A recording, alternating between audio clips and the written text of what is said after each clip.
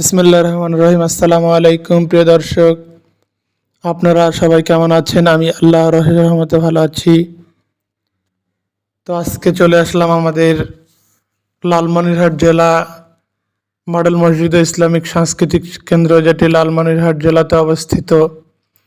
লালমনিরহাট জেলা শহরে অবস্থিত মসজিদটি খুব সুন্দর, গণপ্রজাতন্ত্রী বাংলাদেশ সরকারের অর্থায়নে নির্মিত হয়েছিল। মসজিদটির অপরূপ সৌন্দর্য দেখে আমি মুগ্ধ। মসজিদটি নিরিবিলি পরিবেশে, প্রাকৃতিক পরিবেশের মাঝখানে অবস্থিত। মসজিদটি দেখে অসাধারণ একটা ভিউ চোখে পড়ল।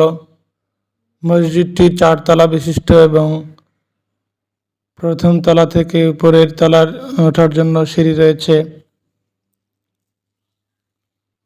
সবকিছু মিলিয়ে খুব সুন্দর এবং মসজিদের মাঝখানে একটি সুন্দর জায়গা রয়েছে, সেখানে একটি ছোট ফুলের বাগান, বিভিন্ন ধরনের ফুল। মাশাআল্লাহ, আল্লাহ তাআলা কত সুন্দরভাবে ফুল সৃষ্টি করেছেন, এক একটা ফুলের এক এক রকম সৌন্দর্য। তো এই যাত্রায় আমার ছোট ভাইও আমার সঙ্গে ছিল।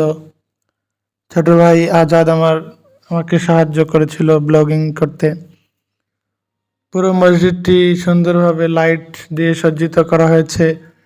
রাতের আধারে এটা আরো সৌন্দর্য ফুটিয়ে উঠবে।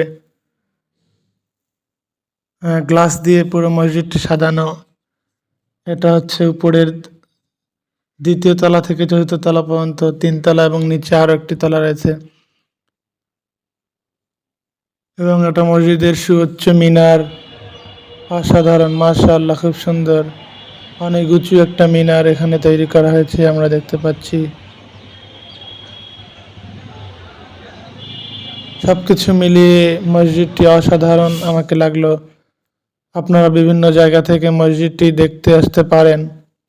এখানে লা ইলাহা ইল্লাল্লাহু মুহাম্মাদুর রাসূলুল্লাহ টাইসে লেখা হয়েছে, খুব সুন্দর। এটাই প্রধান দরজা, এটা দিয়ে মসজিদে প্রবেশ করতে হয়। এবং এটা নিরাপত্তার জন্য রাত্রে এটা লাগিয়ে দেওয়া হয় সুন্দরভাবে, একটা গ্রিল সিস্টেম দরজা। এবং এটা মসজিদের পাশের একটা জায়গা, যেটা দিয়ে মসজিদের অন্য জায়গায় প্রবেশ করা যায়। মসজিদটিতে এয়ার কন্ডিশনও লাগানো হয়েছে। অসাধারণ একটা ভিউ। এইদিকে মসজিদের আরেকটি নিচের তলা আসা যায় এই জায়গাটা দিয়ে।